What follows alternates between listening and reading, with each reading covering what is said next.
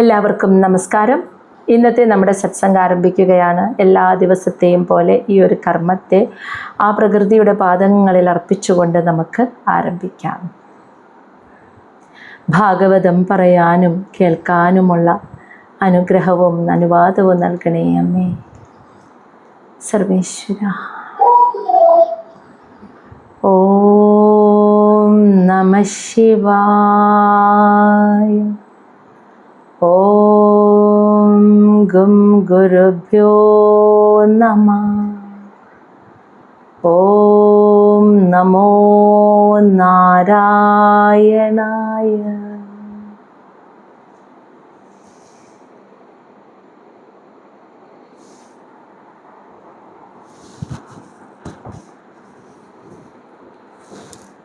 ശ്രീമദ് മഹാഭാഗവതം ചതുർത്ഥ സ്കന്ധം അധ്യായം 13 15-16 വരെയുള്ള ശ്ലോകങ്ങളാണ് നമ്മൾ ഇന്നലെ കണ്ടത്. അതിൽ ധ്രുവൻ്റെ വംശപരമ്പരയാണ് കേട്ടുകൊണ്ടിരിക്കുന്നത്. ധ്രുവൻ പോയി കഴിഞ്ഞപ്പോൾ 2 ആൺമക്കളാണ്, ഉൽക്കലനും പിന്നെ വത്സരനും. അപ്പോൾ അതിൽ ഉൽക്കലൻ ബ്രഹ്മനിർവ്വാണം ആണ് പ്രാപിച്ചത്. 2ാമത്തെ പുത്രനായ വത്സരനെ രാജാവാക്കി. പിന്നെ അദ്ദേഹത്തിൻ്റെ വിവാഹം, അദ്ദേഹത്തിന് 6 പുത്രന്മാരുണ്ടാകുന്നു. അതിൽ തന്നെ അതിൽ പുഷ്പാർണൻ എന്ന മകൻ, ആ മകന് 2 ഭാര്യമാരുണ്ട്, പ്രഭ, ദോഷ. അവർ 2 പേരിലും 6. ആദ്യത്തെ ഭാര്യയിലും 3 മക്കൾ, ദോഷ എന്ന ഭാര്യയിലും 3 മക്കളാണ്.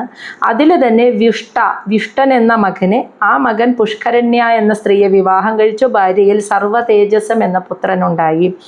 ഈ സർവ്വതേജസൻ പിന്നീട് അദ്ദേഹത്തിൻ്റെ പത്നി ആകൂതിയിൽ ചക്ഷുഷൻ, അതായത് മനു എന്നറിയുമ്പോൾ ഒരു മനുവായിട്ടുള്ള ചക്ഷുഷ മന്വന്തരത്തിൻ്റെ മനുവായ ചക്ഷുഷൻ മകനായി ജനിച്ചത് ഈ സർവ്വതേജസിൻ്റെ മകനാണ്.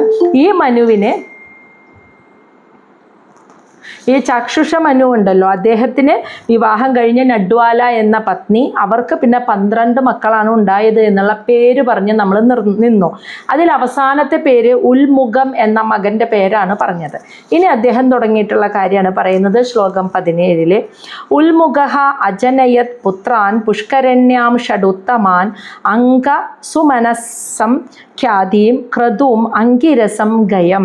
ഉൽമുഖഃ, അപ്പോൾ ഈ ചാക്ഷുഷ മന്വന്തരത്തിൻ്റെ അധിപനായിട്ടുള്ള ആ ചാക്ഷുഷൻ്റെ മകനായിട്ടുള്ള ഉൽമുഖൻ, അദ്ദേഹത്തിന് അജനയത്ത് എന്ന് വെച്ചാൽ ജനിച്ചു, പുത്രാൻ സന്താനങ്ങൾ, പുഷ്കരണ്യ എന്ന അദ്ദേഹത്തിൻ്റെ പത്നി, ഉൽമുഖൻ്റെ പത്നിയുടെ പേരാണ് പുഷ്കരണ്യ. ഇതിൻ്റെ മുന്നേയും നമ്മൾ കേട്ടു വ്യഷ്ടൻ്റെ പത്നിയുടെ പേരും പുഷ്കരണ്യ എന്ന് തന്നെയാണ്. അപ്പോൾ ഉൽമുഖൻ്റെ പത്നിയുടെ പേര് പുഷ്കരണ്യ. അവർക്ക് ഷഡ് ഉത്തമാൻ, 6 ഉത്തമരായ, അതായത് നല്ല സജ്ജനങ്ങളായിട്ടുള്ള 6 പുത്രന്മാരാണ് ഈ ഉൽമുഖന് ജനിച്ചത്. അവരുടെ പേരാണ് അംഗ, സുമനസം, ഖ്യാതിം, ക്രതും, അങ്കിരസം, ഗയം എന്നിങ്ങനെ 6 പുത്രന്മാരാണ് ഈ ഉൽമുഖന് ജനിച്ചത്. ഇതിൽ ഏറ്റവും ആദ്യത്തെ പേര് അംഗരാജാവാണ്. ഉൽമുഖൻ്റെ 6 മക്കളിൽ 6 പേരും സജ്ജനമായിരുന്നു, അതായത് വളരെ ഉത്തമരായ പുത്രന്മാരായിരുന്നു. അതിൽ അംഗൻ, അവൻ്റെ കഥയാണ് ഇനി പറയുന്നത്. ശ്ലോകം 18 സുനീത അംഗസ്യ യാ പത്നി സുഷുവേ വേനം ഉൽഭണം യത് ദൗശില്യാത് സ രാജർഷി നിർവിണ്ണോ നിരഗാത് പുരാത്. സുനീത അംഗസ്യ, അതായത് അംഗൻ്റെ, ഇതിൽ അംഗരാജാവിൻ്റെ പത്നിയായ സുനീതയിൽ സുഷുവേ ജനിച്ചു എന്ന്. വേനം ഉൽബണം, വേനൻ എന്ന് പേരുള്ള ഉൽബണൻ എന്ന് വെച്ചാൽ ദുഷ്ടബുദ്ധിയുള്ള, ആസുരിക ചിന്തയുള്ള, വക്രബുദ്ധിയുള്ള ഒരു പുത്രൻ ജനിച്ചത് ആരില? ഉത്തമനായിട്ടുള്ള, സത്സ്വഭാവമുള്ള, സജ്ജനമായിട്ടുള്ള അംഗൻ എന്ന പുത്രനിൽ. അതായത് ആ ഉൽബണൻ്റെ ആ ഉൽമുഖൻ്റെ പുത്രനായിട്ടുള്ള അങ്കൻ വളരെ നല്ല മനുഷ്യനായി, ഉത്തമനായിട്ടുള്ള പുരുഷനായിരുന്നു. അത്രയും നല്ല സജ്ജനമായിട്ടുള്ള അദ്ദേഹം വിവാഹം കഴിച്ചു സുനീത എന്ന പത്നിയെ. അവർക്കുണ്ടായ മകനാണ് ഈ വേനൻ, അതായത് പൃഥുവിൻ്റെ പിതാവ് എന്ന് പറയുന്ന വേനൻ. വളരെ ദുഷ്ടനായിട്ടുള്ള വക്രബുദ്ധിയുള്ള ഒരു മകനായിരുന്നു. യത് ദൗശിയില്ലാത്ത, അവൻ്റെ ദുഷ്ട സ്വഭാവം കൊണ്ട് സഹികെട്ടിട്ട് സഹരാജർഷി, ആ രാജർഷിയായ പിതാവ് അംഗരാജാവ്, അംഗൻ രാജർഷിയാണെന്ന്, അപ്പോൾ ഒന്ന് മനസ്സിലാക്കിയേ, രാജാവായിരിക്കുമ്പോൾ തന്നെ ഋഷി തുല്യമായിരിക്കുക എന്ന് പറഞ്ഞാൽ എന്താ? ഒന്നിനോട് അറ്റാച്ച്മെന്റ് ഇല്ലാതെ, മമതയില്ലാതെ ഇരിക്കുക, അതാണ് ഋഷി തുല്യം. രാജാവാണ് എന്ന് വെച്ചാൽ എല്ലാ പദവിയും അധികാരങ്ങളും സുഖങ്ങളും സർവ്വ സൗഭാഗ്യവും ഉണ്ടെങ്കിലും ആ അനുഭവിക്കുന്ന ഒന്നിനോടും അറ്റാച്ച്മെന്റ് ഇല്ലാത്ത അവസ്ഥ, അതാണ് ഋഷി. അങ്ങനെ രാജർഷിയായ അച്ഛൻ്റെ മകനാണ് കേട്ടോ ഇത്രയ്ക്ക് ദുഷ്ടനായിട്ട് ജനിച്ചത്. അങ്ങനെയുള്ള അവൻ്റെ ദുഷ്ട സ്വഭാവം കണ്ട് സഹിക്കെട്ടിട്ട് സഹരാജർഷി, ആ രാജർഷിയായ അംഗരാജാവ് നിർവിണ്ണഹ, വളരെ നിരാശയോടുകൂടി നിരകാത്ത് പോയി, പുരാത്ത് കൊട്ടാരം ഉപേക്ഷിച്ച് ആ രാജാവ് അങ്ങനെ വനത്തിലേക്ക് പോയി എന്ന്. മകൻ്റെ പ്രവൃത്തി, വക്രബുദ്ധിയും ദുഷ്സ്വഭാവവും കണ്ട് സഹികെട്ടിട്ട്, കാരണം അദ്ദേഹം വളരെ നല്ലൊരു രാജർഷിയായിരുന്നു, നല്ലൊരു മനുഷ്യൻ എന്നതിലുപരി രാജർഷി, ഋഷിതുല്യം ജീവിക്കുന്ന രാജാവായിരുന്നു. അത്രയും നല്ലൊരു രാജാവിൻ്റെ മകൻ ഇത്രയ്ക്ക് ദുഷ്ടനായത് കണ്ടപ്പോൾ മനസ്സ് നൊന്നിട്ട് വിഷമത്തോടുകൂടി നിരാശയോടെ അദ്ദേഹം ആ ഒരു വാനപ്രസ്ഥ അവസ്ഥയെ സ്വീകരിച്ചിട്ട് കൊട്ടാരമൊക്കെ ഉപേക്ഷിച്ച് വനത്തിലേക്ക് അംഗരാജാവ് പോയി. ശ്ലോകം 19. യം അംഗശേബു കുബിത വാഗ്വജ്രമുനയഃ കില ഗദ അസോ തസ്യ ഭൂയഃ തേ മന്മധുഃ ദക്ഷിണം കരം. അതായത് യം, ആ വേനനെ, അപ്പം അദ്ദേഹത്തിൻ്റെ പുത്രനായിരുന്നല്ലോ വേനൻ, ആ വേനനെ അങ്ക, അല്ലയോ വിതുരരെ, ഇവിടെ അങ്ക എന്ന് വിളിക്കുന്നത് മൈത്രേയ മഹർഷിയാണ് കേട്ടോ, അല്ലയോ വിതുരരെ, ആ വേനനെ ശേബു എന്ന് വെച്ചാൽ ശപിച്ചു, കുബിത കോപം കൊണ്ട്, വാഗ്വജ്ര വാക്കുകളാകുന്ന വജ്രായുധത്താൽ, മുനയഹ മഹർഷിമാർ, കില തീർച്ചയായെന്ന്. അച്ഛൻ പോയി, അംഗരാജാവ് വനത്തിലേക്ക് പോയപ്പോൾ പിന്നെ രാജ്യം ഭരിക്കേണ്ടത് വേനനാണ്. അപ്പൊ പിന്നത്തെ രാജാവായത് വേനനാ. ദുഷ്ടനാണെങ്കിലും നിവൃത്തിയില്ല, അന്നൊരു രാജ്യമല്ലല്ലോ, ഭൂമി മുഴുവനാണ് ഒരാൾ ഭരിക്കുന്നത്. അപ്പോൾ ഭൂമിയുടെ ചക്രവർത്തിയാണ്. അപ്പോൾ ഭൂമിയിൽ ഒരു ഭരണാധികാരി ഇല്ലാതെ വരുമ്പോൾ എന്തായിരിക്കും? ഭൂമിയെ മൊത്തമാണ് രാജ്യം എന്ന് പറയുന്നത്. അപ്പോൾ ഒരു ഭരണം നിർവഹിക്കാൻ ഒരാളില്ലാതെ വന്നാലുള്ള അവസ്ഥ എന്തായിരിക്കും? അപ്പോൾ ദുഷ്ടനാണെങ്കിൽ കൂടിയും രാജാധികാരം എല്ലാവരും കൂടി ആലോചിച്ച് വേനനെ ഏൽപ്പിച്ചു. അങ്ങനെ വേനൻ രാജാവായി. പക്ഷേ വേനൻ്റെ ദുഷ്ടപ്രവൃത്തി കണ്ട് സഹികെട്ടിട്ട് മഹർഷിമാർ, മുനയഹ, ആ കൊട്ടാരത്തിലെ മഹർഷി, ആ രാജ്യത്തിലെ മഹർഷിമാർ െല്ലാം വജ്രായുധം പോലെയുള്ള വാക്കുകൾ കൊണ്ട് ശപിച്ചു, അതായത് ഭസ്മമായി പോകട്ടെ എന്ന് പറഞ്ഞിട്ട് വേനനെ ശപിച്ചു. ദേഷ്യം കൊണ്ട്, ഇവന്റെ ദുഷ്പ്രവൃത്തി സഹിക്കാൻ പറ്റാണ്ട് ദേഷ്യത്തോട് കൂടിയിട്ട് എന്താണ് വേനൻ പറഞ്ഞിരുന്നത് എന്നറിയോ? ഞാനാണ് രാജാവ്, എന്നെ പ്രാർത്ഥിച്ചാൽ മതി, നിങ്ങളിനി വേറെ ദൈവങ്ങളെയൊന്നും പ്രാർത്ഥിക്കണ്ട, നിങ്ങളുടെയൊക്കെ സംരക്ഷകൻ ഞാനാണെന്നാണ് പറഞ്ഞിരുന്നത്. അപ്പം മഹർഷിമാർ യാഗങ്ങളും ഹോമങ്ങളും പൂജയും ചെയ്യുമ്പോൾ അതിനൊക്കെ മുടക്കും വേനൻ. അങ്ങനെ സഹികെട്ട മുനിമാർ കോപം കൊണ്ട് വാക്കുകളാകുന്ന വജ്രായുധം കൊണ്ട് ഭസ്മമായി പോകട്ടെ എന്ന് പറഞ്ഞിട്ട് വേനനെ ശപിച്ചു. അങ്ങനെ വേനൻ ഇല്ലാതായി. ഗദാ അസൗ, വേനന്റെ പ്രാണൻ പോയി. അങ്ങനെ അവൻ മരിച്ചു. അവൻ പ്രാണൻ പോയ തസ്യ, ആ വേനന്റെ ഭൂയഹ, വീണ്ടും തേ, അവർ, ആ മഹർഷിമാർ, മന്മധു എന്ന് വെച്ചാൽ ഇങ്ങനെ കടഞ്ഞെടുത്തു എന്ന്, ദക്ഷിണം കരം, വലത് കൈ, അങ്ങനെ ശരീരം അങ്ങനെ നിലത്ത് വീണു, പ്രാണം പോയി, മരിച്ചു വേനന്റെ ശരീരത്തെ അവൻ്റെ അമ്മ ആരാ? നേരത്തെ പറഞ്ഞില്ലേ, അംഗരാജാവിൻ്റെ പത്നി സുനീത എന്ന അവൻ്റെ അമ്മ ആ ശരീരം എടുത്തുകൊണ്ട് പോയി എണ്ണത്തോണിയിൽ സൂക്ഷിച്ചു എന്നാണ് പറയുന്നത്. അപ്പോൾ വേനൻ ഇല്ലാതായതോടുകൂടി രാജ്യത്തിൻ്റെ അവസ്ഥ എന്തായിരിക്കും? രാജാവില്ല, ഭരണാധികാരി ഇല്ലാതെ വന്നപ്പോൾ എന്താ ഉണ്ടായത്? രാജ്യത്തെ കള്ളന്മാരും കൊലപാതകികളും ദുഷ്ടന്മാരും പെരുകാൻ തുടങ്ങി. കാരണം ആരെയും പേടിക്കാനില്ല, ശിക്ഷ നടപ്പിലാക്കണ ആളില്ലല്ലോ, രാജാവില്ല. അംഗരാജാവ് വനത്തിലേക്കും പോയി, മകൻ വേനൻ മരിക്കും ചെയ്തു. ഇനി ആരാ രാജ്യം ഭരിക്കാൻ? അപ്പോൾ ദുഷ്ടന്മാരും കള്ളന്മാരും രാജ്യത്ത് പെരുകി. നിവർത്തിയില്ലാതെ വന്നപ്പോൾ മഹർഷിമാർ ആലോചിച്ചു, അയ്യോ ദുഷ്ടന്മാരെ കൊണ്ട് ജനങ്ങൾ പൊറുതിമുട്ടുന്നു, ജീവിക്കാൻ പറ്റാണ്ടായി, എന്തെങ്കിലും ഒരു പരിഹാരം എത്രയും പെട്ടെന്ന് കാണണം. അപ്പോഴാണ് അവർ ചിന്തിച്ചത്, സുനീത വേനൻ്റെ ശരീരം എണ്ണത്തോണിയിൽ സൂക്ഷിച്ചു വെച്ചിട്ടുണ്ട് കൊട്ടാരത്തിൽ. അപ്പോൾ മഹർഷിമാരെല്ലാവരും അവിടെ ചെന്നിട്ട് വേനൻ്റെ ശരീരത്തിൻ്റെ ദക്ഷിണ കരം, വലത് കൈ കടഞ്ഞെടുത്തു, കടക്കോലായി കടഞ്ഞെടുത്തപ്പോൾ അതിൽ നിന്നും ഉത്ഭവിച്ചതാണെന്ന് അടുത്ത ആള്, അതാണ് ഇനി പറയുന്നത് 20ാമത്തെ ശ്ലോകത്തിൽ അരാജകേ തഥാ ലോകേ ദസ്യുഭിः പീഡിതാ പ്രജാഃ ജാതഃ നാരായണമംശേന പൃഥുഃ ആദ്യഃ ക്ഷിതീശ്വരഃ. അരാജകേ തഥാ അപ്പോൾ, അതായത് വേനൻ മരിച്ചുപോയോടുകൂടി അപ്പോൾ അരാജകേ ലോകേ ആ ലോകം മുഴുവൻ, ഭൂമി മുഴുവൻ അരാജകത്വത്തിലായി. രാജാവില്ലാതെ വന്നപ്പോൾ ദുഷ്ടന്മാർ പെരുകി.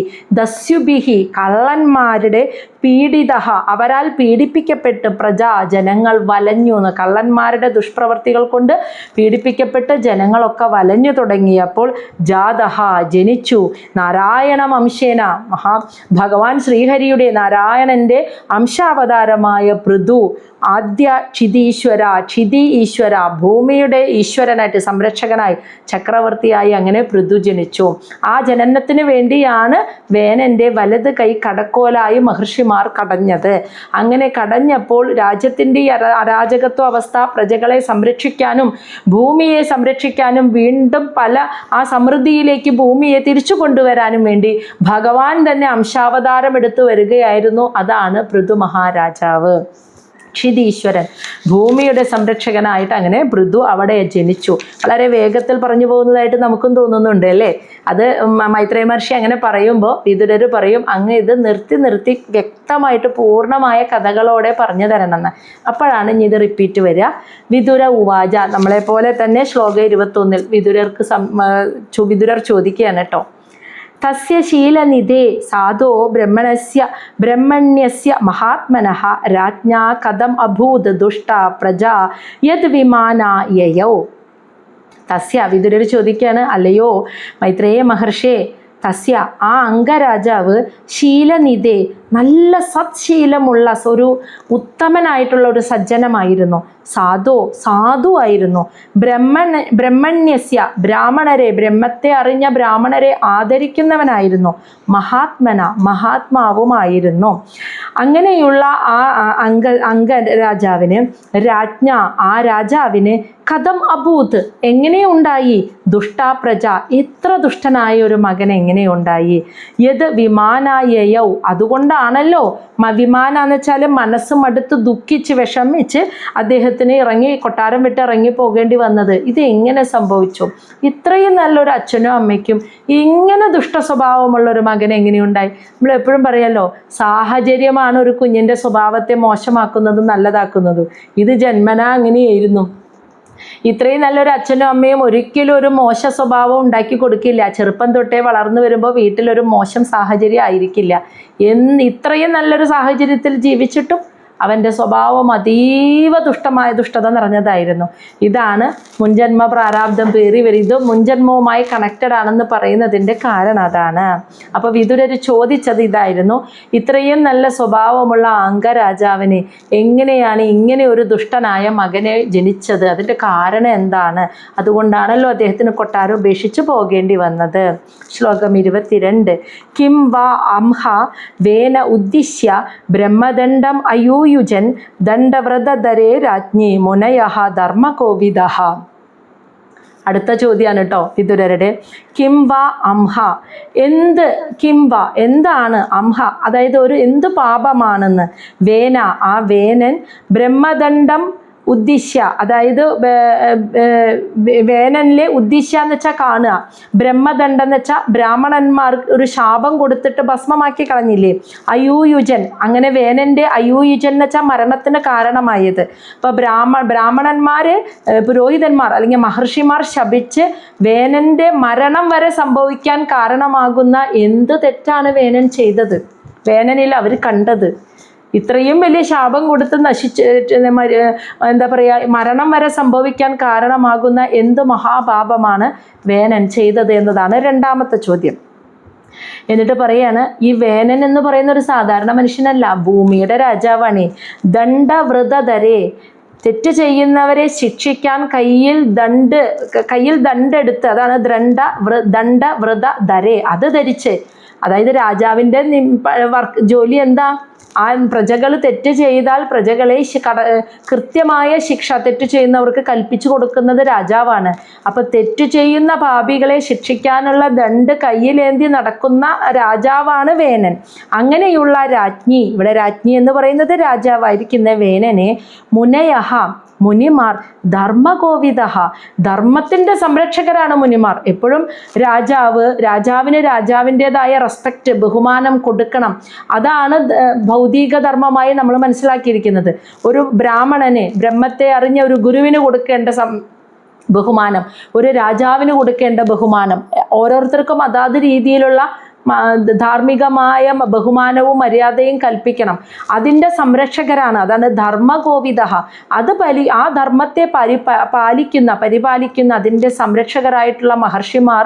എന്നിട്ടും എന്തുകൊണ്ടാണ് ഈ ഭൂമിയെ സംരക്ഷിക്കുന്ന വേനൻ രാജാവിനെ, മറ്റുള്ളവർ തെറ്റ് ചെയ്താൽ അവരെ ശിക്ഷിക്കുന്ന ദണ്ട് കയ്യിലേന്തി നടക്കുന്ന രാജാവായിരിക്കുന്ന വേനനെ ശിക്ഷിച്ചത്? അത് ശരിയാണോ? കാരണം ഒരു രാജ്യത്തിൻ്റെ രാജാവാണ് നഷ്ടപ്പെടുന്നത്, അതൊരു സാധാരണക്കാരനല്ല. അപ്പം രാജാവിനെ മഹർഷിമാരും മുനിമാരും കിടന്ന് ശിക്ഷിച്ച് വധിക്കുക, മരണത്തിന് കാരണമാവുക എന്ന് പറയുന്നതിൽ ഒരു അധർമ്മമില്ലേ? അത് തെറ്റല്ലേ? രാജാവാണല്ലോ തെറ്റ് ചെയ്യുന്നവരെ ശിക്ഷിക്കേണ്ടത്. രാജാവിനെ ശിക്ഷിക്കാൻ പ്രജകൾക്ക് അധികാരമില്ല. അങ്ങനെ വന്നാൽ പിന്നെ രാജാവിനെ ആർക്കും ഭയം ഉണ്ടാവില്ലല്ലോ.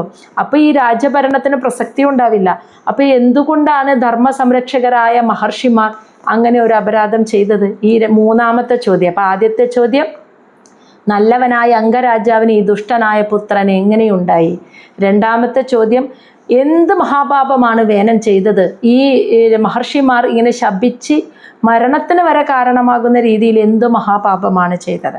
മൂന്നാമത്തെ കാര്യം, രാജാവാണ് വേനൻ, എന്നിട്ടും രാജാവിന് കൊടുക്കേണ്ട എത്ര വലിയ പാപിയാണെങ്കിലും രാജാവിന് കൊടുക്കേണ്ട റെസ്പെക്റ്റ് കൊടുക്കാതെ ആ രാജാവിൻ്റെ മരണത്തിന് കാരണമാകുന്ന ശാപവാക്കുകൾ മഹർഷിമാർ എന്തുകൊണ്ട് കൊടുത്തു?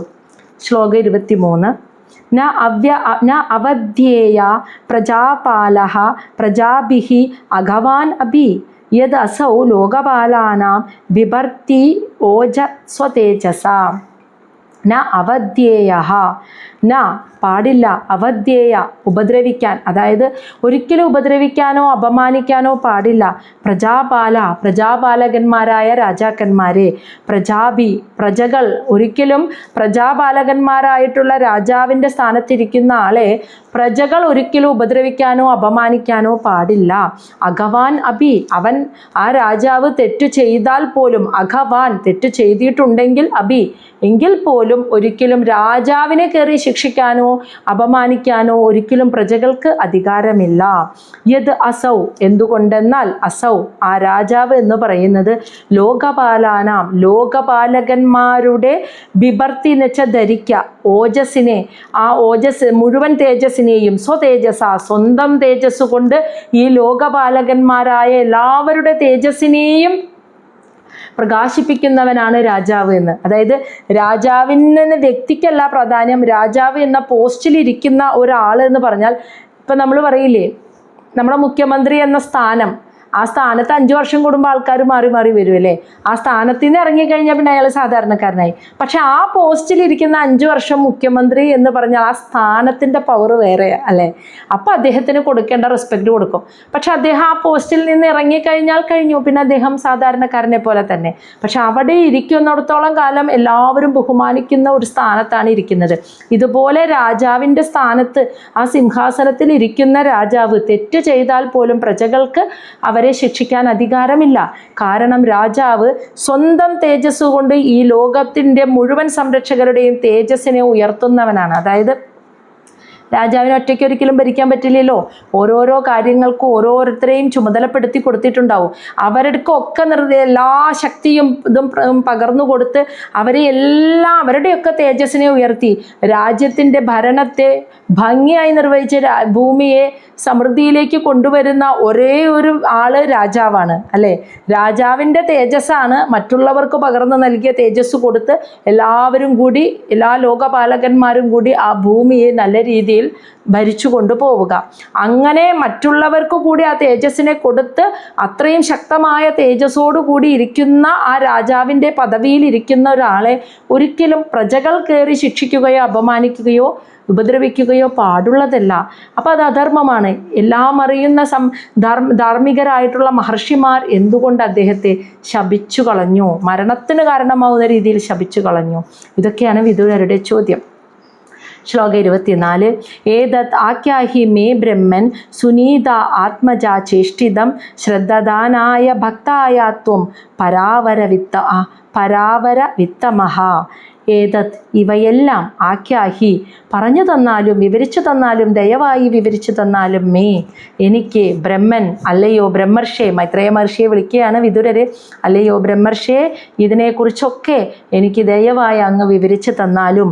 സുനീത ആത്മജാ ചേഷ്ടിതം, സുനീതയുടെ പുത്രനായ വേനൻ്റെ ചേഷ്ടിതം കർമ്മങ്ങളെക്കുറിച്ച് എനിക്ക് പറഞ്ഞു തന്നാലും.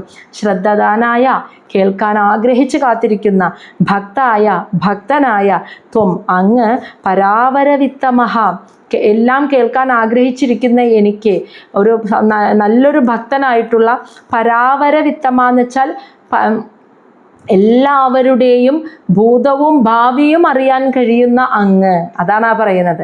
എല്ലാവരുടെയും ഇപ്പോഴത്തെ ജീവിതം മാത്രമല്ല, അവരൊക്കെ മുൻജന്മത്തിൽ ആരായിരുന്നു എന്നും ഇനി വരാൻ പോകുന്ന ജന്മങ്ങളിൽ ആരായി ജനിക്കുമെന്നും ഒക്കെ അറിയാവുന്ന ആളാണ് മൈത്രേയ മഹർഷി.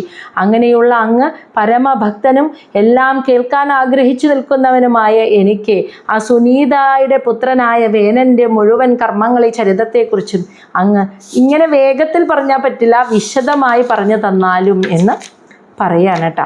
അപ്പം ശ്ലോകം 25 മൈത്രേയ മഹർഷി പറയാൻ തുടങ്ങാണ്. മൈത്രേയ ഉവാച. അംഗഃ അശ്വമേധം രാജർഷി ആജഹാര മഹാകൃതും ന ആജഗ്മു ദേവത തസ്മിൻ ആഹൂത ബ്രഹ്മവാദിഭിഃ. അംഗഃ അംഗരാജാവ്, അതായത് വേനൻ്റെ അച്ഛൻ, ആ അംഗരാജാവ് അശ്വമേധം ഒരു അശ്വമേധം മഹാകൃതും അപ്പോൾ മഹത്തായ ഒരു അശ്വമേധയാഗം ആജഹാര ചെയ്തു എന്ന്. രാജർഷി എന്ന് വെച്ചാൽ അംഗരാജാവിനെ. അപ്പോൾ രാജർഷിയായ അംഗരാജാവ് വേനൻ്റെ പിതാവ് ഒരിക്കൽ വലിയ മഹാകൃതും മഹത്തായ ഒരു അശ്വമേധയാഗം നടത്തി. വേനൻ ജനിക്കാനുള്ള കാരണം പറഞ്ഞു വരുന്നേട്ടാ. അപ്പം അങ്ങനെ ഒരു യാഗം നടത്തിയപ്പോൾ അവിടെ ന ആജഗ്മു വന്നു ചേർന്നില്ല ദേവന്മാർ തസ്മിൻ ആ യാഗത്തിലേക്ക് ആഹൂതഹ എന്ന് വെച്ചാൽ ക്ഷണിക്കപ്പെടുക ബ്രഹ്മവാദിബി മഹാപുരോഹിതന്മാർ ബ്രാഹ്മണന്മാർ ആ അശ്വമേധ യാഗാഗ്നിയിലേക്ക് ദ്രവ്യങ്ങൾ പൂജാദ്രവ്യങ്ങൾ അർപ്പിച്ചിട്ട് അവർ ആഹൂതി എന്ന് വെച്ചാൽ ക്ഷണിക്കുകയാണ്. നമുക്കറിയാലോ യജ്ഞത്തിൻ്റെ അതാത് ഭാഗം സ്വീകരിക്കാൻ അതാത് ദേവന്മാർ വരും അല്ലേ. എല്ലാ ദേവന്മാർക്കും ആ യജ്ഞത്തിൽ അത് അവരവരുടെ ഓഹരി സ്വീകരിക്കാൻ യജ്ഞഭാഗം ഭുജിക്കാനായിട്ട് ഭക്ഷിക്കാനായിട്ട് ദേവന്മാർ വന്ന് അതിനെ സ്വീകരിക്കാമെന്ന് കേട്ടിട്ട് നമ്മൾ പഠിച്ചുവല്ലോ. പക്ഷേ ഈ അംഗരാജാവ് നടത്തിയ അശ്വമേധയാഗത്തിൽ പുരോഹിതന്മാർ ക്ഷണിച്ചിട്ടും യജ്ഞഭാഗം സമർപ്പിച്ച് ക്ഷണിച്ചിട്ട് പോലും ദേവന്മാർ ആരും തന്നെ അശ്വമേധയാഗത്തിൽ അവരുടെ യജ്ഞഭാഗം സ്വീകരിക്കാൻ വന്നെത്തിയില്ല. അങ്ങനെ ഒരു സംഭവം ഒരിക്കലുണ്ടായി. ശ്ലോകം 26. തം ഊജുഹു വിസ്മിതഃ തത്ര യജമാനം അത ഋത്വിജ ഹവീംഷി ഹൂയമാനാനി നതേ ഗൃഹ്ണന്തി ദേവത. തം അങ്ങനെ വന്നപ്പോൾ ആ അംഗരാജാവിനോട് ഊജു ഇപ്രകാരം പറഞ്ഞു. ഋത്വിജഹ പുരോഹിതന്മാർ അശ്വമേധയാഗം നടത്തുന്ന ബ്രാഹ്മണന്മാർ രാജാവായ അംഗരാജാവിനോട് ഇപ്രകാരം പറഞ്ഞു. വിസ്മിതഃ അത്ഭുതത്തോടുകൂടി തത്ര അവിടെ ഉണ്ടായ യജമാനനായിട്ടുള്ള അംഗരാജാവിനോട്. അപ്പോൾ ആ യാഗാഗ്നിയിലെ ആ അശ്വമേധയാഗത്തിൻ്റെ യജമാനനായിരിക്കുന്ന അംഗരാജാവിനോട് ആ രാജാവ് ക്ഷത്രിയനായതുകൊണ്ട് യാഗത്തിലെ കർമ്മം നിർവഹിക്കുന്ന പുരോഹിതന്മാർ ഇങ്ങനെ മന്ത്രം ജപിച്ച് ദ്രവ്യങ്ങൾ അർപ്പിച്ച് ക്ഷണിച്ചിട്ടും ദേവന്മാർ അത് സ്വീകരിക്കാൻ വരാതെ കണ്ടപ്പോൾ അത്ഭുതം തോന്നി അവർക്ക്. എന്താ അത്? അവരപ്പം തന്നെ അത് അംഗരാജാവിനോട് ഇപ്രകാരം പറഞ്ഞു. ഇങ്ങനെയാണ് ഹവിസിനെ ഹൂയമാനാനി അർപ്പിച്ചത്. അതായത് ഞങ്ങൾ ആ യാഗാഗ്നിയിലേക്ക് അർപ്പിച്ച ഹവിസിനെ ഗൃഹ്ണന്തി എന്ന് വെച്ചാൽ സ്വീകരിക്കാൻ ദേവന്മാരാരും ഗൃഹ്ണന്തി സ്വീകരിക്കാൻ എന്ന് വെച്ചാൽ വന്നില്ല എന്ന്. അപ്പോൾ ആ അശ്വമേധ യാഗാഗ്നിയിലേക്ക് സമർപ്പിച്ച് ഞങ്ങൾ ക്ഷണിച്ചിട്ടും ദ്രവ്യങ്ങൾ സമർപ്പിച്ച് ക്ഷണിച്ചിട്ടും ആ ഹവിസ് സ്വീകരിക്കാനായിട്ട് ദേവന്മാരാരും വന്നില്ലല്ലോ എന്ന് രാജാവിനെ അവർ അറിയിച്ചു. ശ്ലോകം 27. എന്നിട്ട് അവർ പറയാണ് ഞങ്ങളുടെ ഭാഗത്തൊരു തെറ്റും പറ്റിയിട്ടില്ല എന്ന്. രാജൻ ഹവീംഷി അതുഷ്ടാനി ശ്രദ്ധയാ ആസാദിതാനി തേ ഛന്ദാംസി ആയതയാമാനി യോജിതാനി ധൃതവൃതൈഹി. ഛന്ദാംസി ആയതയാമാനി യോജിതാനി ധൃതവൃതൈഹി. അവർ പറയാണ് രാജാവിനോട്, ഹേ രാജൻ, ഹവീംഷി അതായത് ഈ യജ്ഞത്തിലെ യാഗാഗ്നിയിലേക്ക് അർപ്പിച്ചത് അതുഷ്ടാനി മലിനമാക്കപ്പെടാത്ത വളരെ ശുദ്ധമായിട്ടുള്ള ദ്രവ്യങ്ങളാണ്. ശ്രദ്ധയാ വളരെ ശ്രദ്ധയോടും ഭക്തിയോടും വിശ്വാസത്തോടും കൂടി ആസാദിതാനി ഞങ്ങൾ തയ്യാറാക്കിയ യജ്ഞദ്രവ്യങ്ങളാണ് ഞങ്ങൾ ആ യാഗാഗ്നിയിലേക്ക് അർപ്പിച്ചത്. അപ്പോൾ അതിൻ്റെ എന്തെങ്കിലും കുഴപ്പം കൊണ്ടാണോ, അത് ഇഷ്ടപ്പെടാഞ്ഞിട്ടാണോ അവർ വരാത്തത് എന്ന് പറയാൻ പറ്റില്ല. വളരെ ശ്രദ്ധയോടും ഭക്തിയോടും കൂടി വളരെ ശുദ്ധമായിട്ടുള്ള യജ്ഞാർപ്പണ വസ്തുക്കളാണ്, ദ്രവ്യങ്ങളാണ് ഞങ്ങൾ ആ യാഗാഗ്നിയിലേക്ക് അർപ്പിച്ചത്. ഇനി ഛന്ദാംസി ഞങ്ങൾ ജപിച്ച മന്ത്രങ്ങൾ ആയതയാമാനി അതായത് ഒരു ന്യൂനതകളില്ലാതെ ഒരു തെറ്റുമില്ലാതെയാണ് ഞങ്ങൾ ആ യജ്ഞത്തിന് വേണ്ട മന്ത്രങ്ങൾ വേദമന്ത്രങ്ങൾ ജപിച്ചത്. ഇനി യോജിതാനി ഉചിതമായ രീതിയിൽ അങ്ങനെ നിർവഹിച്ചു.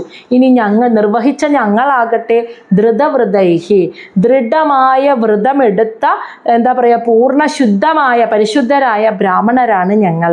അല്ലാണ്ട് ഞങ്ങൾ ഒരു വ്രതം നോക്കാതെയോ ഞങ്ങളുടെ ഭാഗത്ത് എന്തെങ്കിലും ഒരു അശുദ്ധി ഉള്ളത് കൊണ്ടോ അല്ല. ഈ യജ്ഞത്തിന് മുന്നേ ഈ അശ്വമേധ യാഗത്തിന് മുന്നേ വ്രതമെടുത്ത് ശുദ്ധിയോടുകൂടി വന്ന ബ്രാഹ്മണരാണ് ഞങ്ങൾ. ഞങ്ങൾ ജപിച്ച വേദമന്ത്രങ്ങൾ ഒരു ന്യൂനതയും ഉണ്ടായിരുന്നില്ല. അതുപോലെ ഭക്തിയോടും വിശ്വാസത്തോടു കൂടി ഞങ്ങൾ തയ്യാറാക്കി കൊണ്ടുവന്ന പൂജാദ്രവ്യങ്ങളാണ് യാഗാഗ്നിയിൽ അർപ്പിച്ചത്. രാജൻ, എന്നിട്ടും എന്തുകൊണ്ടാണ് അത് സ്വീകരിക്കാൻ ദേവന്മാർ വരാതിരുന്നത് എന്ന് മനസ്സിലാകുന്നില്ല. ശ്ലോകം 28 അവർ പറയാണ്, ന വിധാമ ഇഹ ദേവാനാം ഹേളനം വയം അണു അഭി യത് ന ഗൃഹ്ണന്തി ഭാഗാൻ സ്വാൻ യേ ദേവ കർമ്മസാക്ഷിണഃ. അവർ പറയാണ്, ന വിധാമ ഞങ്ങൾക്കറിയാൻ കഴിയുന്നില്ല, ഇഹ ഈ കാര്യത്തിൽ ദേവാനാം ഹേളനം ദേവന്മാർക്ക് എന്തെങ്കിലും അപമാനം സംഭവിച്ചുവോ? എന്താണ് അവർ വരാത്തത്? ഇനി ഞങ്ങളുടെ അറിയാത്ത എന്തെങ്കിലും ഒരു അപമാനം ദേവന്മാർക്ക് സംഭവിച്ചതുവോ? വയം ഞങ്ങളുടെ കയ്യിൽ നിന്നും അണു അഭി അതിനെക്കുറിച്ച് ഒരു അണു അഭി എന്ന് വെച്ചാൽ കുറച്ചു പോലും ഒരു അറിവ് നവിതാമ ഞങ്ങൾക്കില്ല എന്നെന്ന്. ഇനി ദേവന്മാർക്ക് എന്തെങ്കിലും അപമാനം ഞങ്ങളിൽ നിന്ന് സംഭവിച്ചുവോ എന്താണെന്ന് ഞങ്ങൾക്ക് അറിയുന്നില്ല. അതിനെക്കുറിച്ച് ഒരു ചെറിയ സംശയം പോലും ഞങ്ങളുടെ മനസ്സിൽ വരുന്നില്ല. യദ്ന അതായത് എന്തുകൊണ്ടാണ് ന ഗൃഹ്ണന്തി അവർ സ്വീകരിക്കാതിരുന്നത്, ഭാഗാൻ സ്വാൻ സ്വന്തം ഭാഗങ്ങളെ സ്വന്തം ഓഹരിയെ ആ ദേവന്മാർ സ്വീകരിക്കാണ്ടിരുന്നത്. ദേവ കർമ്മസാക്ഷിണഃ എല്ലാ കർമ്മത്തിനും സാക്ഷിയായിരിക്കുന്നവരാണ് ദേവന്മാർ അല്ലേ. അഗ്നിദേവൻ, വായുദേവൻ, വരുണദേവൻ, ഭൂമിദേവി, അതുപോലെ പഞ്ചഭൂതങ്ങളാകുന്ന ദേവന്മാർ, ത്രിമൂർത്തികൾ എല്ലാ കർമ്മത്തിനും സാക്ഷിയായിരിക്കുന്നവരാണ് ദേവന്മാർ. ആ ദേവന്മാർ എന്തുകൊണ്ടാണ് സ്വന്തം ഭാഗം സ്വീകരിക്കാനായിട്ട് ഈ അശ്വമേധയാഗം നടക്കുന്നവിടത്തേക്ക് വരാതിരുന്നത്? അവർക്ക് ഏതെങ്കിലും തരത്തിലുള്ള അപമാനം സംഭവിച്ചുവോ ഞങ്ങളുടെ ഭാഗത്തുനിന്ന്? ഞങ്ങൾക്ക് അതിനെക്കുറിച്ച് ഒരു അണുപോലുമുള്ള അറിവില്ല രാജൻ. എന്തുകൊണ്ടാണ് ഇതിങ്ങനെ സംഭവിച്ചത് എന്ന് അവർ അംഗരാജാവിനോട് ഉണർത്തിച്ചു. ശ്ലോകം 29 അംഗഃ ദ്വിജവചഃ ശ്രുത്വാ യജമാനഃ സുദുർമനഃ തത് പൃഷ്ടും വിസൃജത് വാചം സദസ്യൻ തത് അനുജ്ഞയാ അംഗഃ അംഗരാജാവ് ദ്വിജവചഃ ആ ബ്രാഹ്മണരുടെ വാക്കുകൾ ശ്രുത്വ കേട്ടിട്ട് യജമാന ആ യജ്ഞത്തിൻ്റെ യജമാനനായ അംഗരാജാവ് സുദുർമന സങ്കടം വന്ന മനസ്സോടുകൂടി, കാരണം അദ്ദേഹം ഒരു നല്ല സാധുവായിട്ടുള്ള ശുദ്ധനായ മനുഷ്യനാണ്. അപ്പോൾ നല്ലൊരു കാര്യത്തിന് വേണ്ടി ഭക്തിയോടുകൂടി ഒരു അശ്വമേധയാഗം ആരംഭിച്ച് ഒരു കുറവില്ലാഞ്ഞിട്ട് പോലും എന്തുകൊണ്ട് ഒരു താല്പര്യമില്ലാതെ ദേവന്മാർ അതവരുടെ യജ്ഞഭാഗം ഭുജിക്കുവാൻ വന്നില്ല എന്നോർത്ത് സങ്കടം വന്ന അദ്ദേഹം തത് പൃഷ്ടും അതിനെക്കുറിച്ച് ചോദിക്കുവാൻ വിസൃജത് വാചം ഇത്തരത്തിലുള്ള വാക്കുകൾ പറഞ്ഞു എന്ന് സദസ്യരോട് ചോദിക്കുവാൻ തത് അനുജ്ഞയ. അപ്പം അദ്ദേഹം ആ രാജാവ് തത് അനുജ്ഞയ എന്ന് വെച്ചാൽ അനുവാദത്തോടു കൂടിയിട്ടെന്ന്. ആ മഹർഷിമാർ പറഞ്ഞു ഞങ്ങൾക്കറിയില്ല കാര്യമെന്ന്. അപ്പോൾ ആ രാജാവ് അവിടെ നിന്ന് എഴുന്നേറ്റ് വന്ന് മഹർഷിമാരോട് പറഞ്ഞു, നിങ്ങൾ എനിക്ക് അനുവാദം തരണം. ഈ സദസ്സിൽ ഈ അശ്വമേധയാഗം കാണാൻ പങ്കെടുക്കാൻ വന്നു കൂടിയിരിക്കുന്ന സദസ്സിലെ മറ്റു ആളുകളോട്, പുരോഹിതന്മാരോടും മറ്റും ഞാൻ ചോദിക്കട്ടെ, എന്തുകൊണ്ടാണ് ഇവിടെ ഒരു കുറവ് വന്നത്? ഇനി നമുക്ക് ആർക്കും കണ്ടെത്താൻ കഴിയാത്ത എന്തെങ്കിലും കാര്യം സദസ്യർക്ക് കാണാൻ പറ്റിയിട്ടുണ്ടെങ്കിലോ? അപ്പോൾ അവരിൽ നിന്നെങ്കിലും അറിയാൻ പറ്റിയാലോ? അപ്പോൾ അവരോട് തത് അനുജ്ഞയ, അവരോട് അനുവാദം ചോദിച്ചു. സദസ്യരോട് ഇതിനെക്കുറിച്ച് അന്വേഷിക്കുവാൻ ഞാൻ ചോദിക്കട്ടെ എന്ന് രാജാവ് ആദ്യം തന്നെ പുരോഹിതന്മാരോട്, മഹർഷിമാരോട് അനുവാദം ചോദിച്ചു. എന്നിട്ട് അദ്ദേഹം സദസ്യരോട് വന്ന് പറയുകയാണ്, എന്തുകൊണ്ടാണ് ഞാൻ നടത്തിയ ഈ അശ്വമേധയാഗത്തിൽ ദേവന്മാർ പങ്കെടുക്കാതിരുന്നത് എന്ന് ചോദിക്കുകയാണ് കേട്ടോ. അതാണ് ശ്ലോകം 30. ന ആഗച്ഛന്തി ആഹൂത ദേവന ഗൃഹ്ണന്തി ഗ്രഹാൻ ഇഹ സദസസ്പദയോ ബ്രൂത കിം അവദ്യം മയാ കൃതം. പറയാണ് ന ആഗച്ഛന്തി, ആരും വന്നില്ല എന്ന്. ആഹൂതഹ എന്ന് വെച്ചാൽ ക്ഷണിക്കപ്പെട്ടിട്ടും, ദേവഹ ദേവന്മാരാരും, ഈ മഹർഷിമാരൊക്കെ മന്ത്രം ജപിച്ച് ആഹൂതി ക്ഷണിച്ചിട്ടും ദേവന്മാരാരും വന്നില്ല. ന ഗൃഹ്ണന്തി ഗ്രഹാൻ ഇഹ, അതായത് ഇഹ ഇവിടെ അവർ സമർപ്പിച്ച ഗ്രഹാൻ, ആ ഭക്ഷണം, ആ യജ്ഞത്തിൻ്റെ ഭാഗമായിട്ടുള്ള ആ ഓഹരിയെ ന ഗൃഹ്ണന്തി, അവർ സ്വീകരിച്ചതുമില്ല. ദേവന്മാരാരും ക്ഷണിച്ചിട്ടും വന്നതുമില്ല, അവരുടെ ഓഹരി സ്വീകരിച്ചതുമില്ല.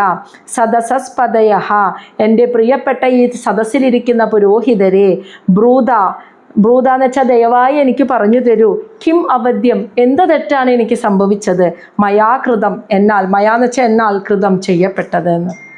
അപ്പം അംഗരാജാവ് മഹർഷിമാരുടെ അനുവാദം ചോദിച്ചിട്ട് വന്നിട്ട് സദസ്സിലിരിക്കുന്നവരോട് പറയാണ്, ഈ സദസ്സിലിരിക്കുന്ന എൻ്റെ പ്രിയപ്പെട്ട പുരോഹിതരെ, സജ്ജനങ്ങളെ, എന്തുകൊണ്ടാണ് ഞാൻ നടത്തിയ അശ്വമേധയാഗത്തിൽ ദേവന്മാർ പങ്കെടുക്കാതിരുന്നത്, ക്ഷണിച്ചിട്ട് പോലും പങ്കെടുക്കാതിരുന്നത്, അവരുടെ ഓഹരി സ്വീകരിക്കാതിരുന്നത്? ദയവായി എനിക്ക് പറഞ്ഞു തന്നാലും എൻ്റെ ഭാഗത്ത് നിന്ന് എന്ത് തെറ്റാണ് സംഭവിച്ചത് എന്ന്. അപ്പോൾ ഒരു പിടിയും കിട്ടണില്ല കേട്ടാ. അപ്പോൾ ശ്ലോകം 31 ആ സദസസ്പദയഃ ഊജു, ആ സദസ്സിലുള്ള മറ്റു പുരോഹിതർ അംഗരാജാവിനോട് പറയുന്നതിൻ്റെ കാരണമാണ് കേട്ടോ. നരദേവ ഇഹ ഭവതഃ ന അഖം താവത് മനാക് സ്ഥിതം അസ്തി ഏകം പ്രാക്തനം അഖം യദ് ഇഹ ഈദൃക് ത്വം അപ്രജഃ. അസ്തി ഏകം പ്രാക്തനം അഖം യദ് ഇഹ ഈദൃക് ത്വം അപ്രജഃ. കാരണം ഇതാണ്, ആ സദസ്സിലുള്ള പുരോഹിതന്മാർ പറയാണ്, നരദേവ, അല്ലയോ രാജാവേ, എല്ലാവരുടെയും രാജാവേ, ഇഹ ഈ ജീവിതത്തിൽ, ഭവതഃ അങ്ങ്, ന അഖം പാപം ഇല്ല, ഒരു പാപവും ചെയ്തിട്ടില്ല എന്ന്. താവത് മനാക് സ്ഥിതം എന്ന് വെച്ചാൽ ഒരു ചെറിയ ഒരു അംശം പോലും, ഒരു പാപം പോലും ഈ ജന്മത്തിൽ അങ്ങ് ചെയ്തിട്ടില്ല എന്ന്. അപ്പോൾ അംഗരാജാവിനോട് പറയാണ്, എൻ്റെ കയ്യിൽ നിന്ന് എന്തെങ്കിലും തെറ്റ് വന്നിട്ടുണ്ടോ എന്ന് നോക്കാൻ പറയാൻ പറഞ്ഞല്ലോ. അപ്പോൾ പറയാണ്, സദസ്സിൽ പറയാണ്, ഈ ജന്മത്തിൽ അങ്ങയുടെ കയ്യിൽ നിന്ന് അങ്ങ് ഒരു ചെറിയ അംശം പോലും തെറ്റ് ചെയ്തിട്ടില്ല. എന്നിട്ട് പറയാണ്, അസ്തി ഏകം, എന്നാൽ അസ്തി ചെയ്തിരിക്കുന്നു, ഏകം അകം ഒരു മഹാപാപം അങ്ങ് ചെയ്തിരിക്കുന്നു. എന്നിട്ട് പറയാണ്, അത് ഏതെന്നാൽ ഇഹ ഈ ജീവിതത്തിൽ, അതുകൊണ്ട് തന്നെ അസ്തി ഏകം പ്രാക്തനം എന്ന് വെച്ചാൽ മുൻ ജന്മത്തിൽ അങ്ങ് ഒരു പാപം ചെയ്തിരിക്കുന്നു. അതുകൊണ്ട് എന്ന് വെച്ചാൽ അതുകൊണ്ട് ഇഹ ഈ ജീവിതത്തിൽ ഈദൃക് ഇപ്രകാരം ത്വം അങ്ങ് അപ്രജഃ സന്താനമില്ലാതെ ഇരിക്കാൻ അത് കാരണമാണ് എന്നും. അങ്ങയ്ക്ക് അപ്രജഹ എന്ന് വെച്ചാൽ സന്താനമില്ലാതിരിക്കാൻ അതൊരു കാരണമാണ്. ഈ ജന്മത്തിൽ അങ്ങൊരു തെറ്റും ചെയ്തിട്ടില്ല, പക്ഷെ മുൻ ജന്മത്തിൽ അങ്ങൊരു പാപം ചെയ്തിട്ടുണ്ട്. അതിൻ്റെ ഫലമായിട്ട് ഈ ജന്മത്തിൽ അങ്ങയ്ക്ക് സന്താന സൗഭാഗ്യം ഇല്ല എന്ന് എന്നാണ് അവർ പറഞ്ഞു തുടങ്ങുന്നത്. ഇനി അതിൻ്റെ ബാക്കി പറയാൻ പോകുന്നു, അത് നമുക്ക് നാളെ കാണാം. കാരണം അത് മുഴുവൻ എന്തായാലും ഇന്നെടുത്ത് തീർക്കാൻ പറ്റില്ല, അപ്പോൾ ഒത്തിരി സമയമാവും. അപ്പം അതിൻ്റെ ബാക്കി നാളത്തോടുകൂടി ഈ അധ്യായം നമുക്ക് അവസാനിപ്പിക്കാം. അപ്പോൾ അവർ പറഞ്ഞത് ഈ ജന്മത്തിലെ തെറ്റല്ല, മുൻ ജന്മത്തിൽ അങ്ങ് ചെയ്ത ഒരു മഹാപാപം, അതിൻ്റെ ഫലമായിട്ട് ഈ ജന്മത്തിൽ അങ്ങേക്ക് സന്താന സൗഭാഗ്യം ഇല്ല എന്നാണ് പറഞ്ഞത്. ഇനി അതിൻ്റെ ബാക്കി നാളെ.